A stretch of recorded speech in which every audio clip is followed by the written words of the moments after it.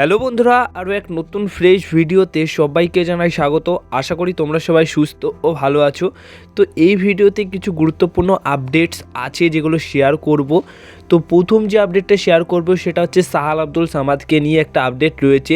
Sahal Abdul Samad AFC Asian Cup 2024-এর যে AFC Asian cup হতে চলেছে সেখানে কিন্তু খুব সম্ভবত টিম ইন্ডিয়ার হয়ে খেলতে পারবে না। তার একটাই কারণ ইনজুরি। তার ইনজুরির কারণে তিনি খেলতে পারবে না। মোহনবাগান ম্যানেজমেন্ট তার যে মেডিকেল রিপোর্ট সেটা কিন্তু এআইএফএফের কাছে পাঠিয়ে দিয়েছে এবং এখনও অবধি শেষ সিদ্ধান্ত নেওয়া হয়নি যে সাহাল আব্দুল সামাদ খেলতে পারবে কি পারবে না। তো সেই রিপোর্ট দেখার পর ফাইনাল ডিসিশন নেবে সাহাল আব্দুল সামাদকে নিয়ে এআইএফএফ যে তিনি আদৌ খেলতে পারবে কি পারবে না। এবার যতদূর মনে হচ্ছে যে না খেলার সম্ভাবনা রয়েছে, কিন্তু তিনি খেলতে পারলেও হয়তো সবকটা ম্যাচ খেলতে পারবে না। তো এবার যে আপডেটটা শেয়ার করব সেটা হচ্ছে জুয়ান ফার্নান্ডোকে নিয়ে।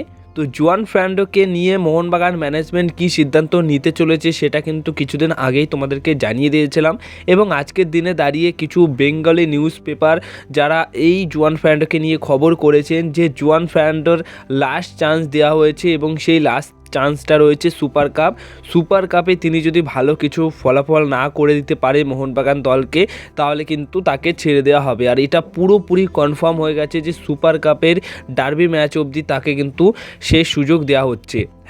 গ্রুপ পর্বের যে ম্যাচগুলো রয়েছে সেখানে শেষ সুযোগ তিনি পাবেন। আর যদি সেখান থেকে সেমিফাইনাল বা ফাইনাল জেতাতে পারে তাহলে হয়তো অন্য সিদ্ধান্তও নেওয়া হতে পারে, কিন্তু সেখানে যদি ভালো কিছু না করতে পারে তাহলে মোহনবাগান দলের দায়িত্বে আসতে পারে বর্তমান সময়ে দাঁড়িয়ে টেকনিক্যাল ডিরেক্টরের দায়িত্বে থাকা অ্যান্থনি লোপেস হাবাস। হয়তো অ্যান্থনি লোপেস হাবাস বাকি মরশুমটা হেড কোচের দায়িত্বে ম্যানেজ করবে। এরপরে যে আপডেটটা শেয়ার করার রয়েছে সেটা হচ্ছে চিংলেনসানা সিংকে নিয়ে। দারুণ সুখবর রয়েছে চিংলেনসানা সিংকে নিয়ে, কিন্তু যে খবরটা রয়েছে কিছু আজকে মোটামুটি কিছু নিউজ পেপার এই খবরটা শেয়ার করেছে। চিংলেনসানা সিংয়ের সাথে মোহনবাগান দলের কথাবার্তা অনেকটাই এগিয়ে গেছে। জানুয়ারির ট্রান্সফার উইন্ডো জানুয়ারির 1 তারিখ থেকে খুলে যাবে। আর প্রথম সপ্তাহতেই যা কথাবার্তা এগিয়েছে সব কিছু ঠিকঠাক থাকলে প্রথম সপ্তাহতেই এই ডিলটা ডান হয়ে যাবে বা চুক্তিটা সম্পূর্ণ হয়ে যাবে খাতায় কলমে। এবং যদি চিংলেনসানা সিংকে নিয়ে আসতে পারে তাহলে কিন্তু মোহনবাগান দলের ডিফেন্স সেরা ডিফেন্স হয়ে যাবে, যেখানে হয়তো আনোয়ার আলী এখন না খেলতে পারলেও যখন আনোয়ার আলীও ব্যাক করবে তখন কিন্তু চিংলেনসানা সিং এবং আনোয়ার আলী দুজনকে একসাথে খেলাতে পারবে এবং সেখানে অল ইন্ডিয়ান্স ডিফেন্সেও খেলাতে পারবে এবং তখন কিন্তু বিদেশির অপশন হিসেবে মানে মাঝমাঠ বা আক্রমণ ভাগে অনেক বিদেশিদেরও খেলাতে পারবে।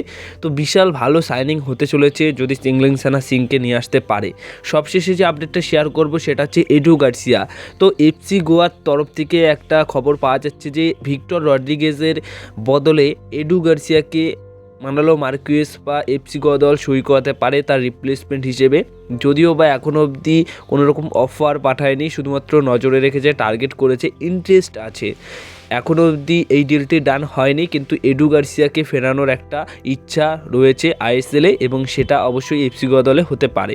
তো এই ছিল আজকের ভিডিও। যদি ভিডিওটা ভালো লেগে থাকে তাহলে ভিডিওতে সবাই লাইক, শেয়ার, কমেন্ট করো আর চ্যানেলটিকে সাবস্ক্রাইব করে নিও।